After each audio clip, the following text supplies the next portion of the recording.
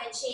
વડોદરામાં ગેંડા સર્કલ પાસે ચાલતી લારીઓની પુનઃશરૂઆત સામાજિક કાર્યકર કમલેશભાઈ પરમારની આગેવાનીમાં કરવામાં આવી।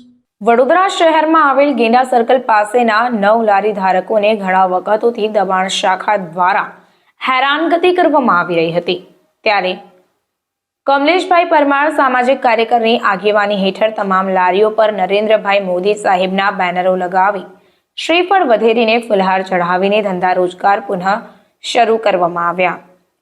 કહી શકાય કે વડોદરા શહેર કોર્પોરેશનના નિયમો પ્રમાણે કોઈ પણ સર્કલ અથવા 4 રસ્તા પાસે લારી ગલ્લા પથારાવાળાએ ન ઊભું રહેવું, ત્યારે ગેંડા સર્કલના 9 લારી ધારકોને ઘણા વખતોથી દબાણ શાખા દ્વારા હેરાનગતિ કરવામાં આવી રહી હતી।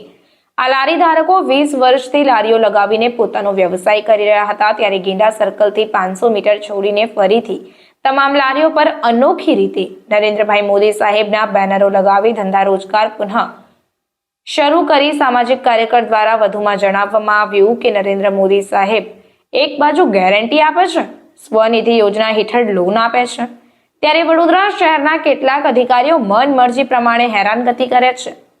જો વડોદરા શહેરમાં અધિકારીઓને વધુ ચિંતા હોય તો સ્ટ્રીટ વેન્ડર પોલિસી અથવા લાયસન્સની સુવિધા ઉપલબ્ધ કરે।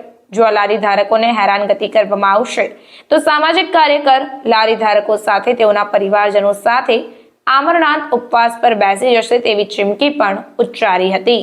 પ્રાર્થના સંદેશ ન્યૂઝની તમામ લેટેસ્ટ અપડેટ્સ માટે ચેનલને હમણાં જ લાઇક, શેર અને સબસ્ક્રાઇબ કરો।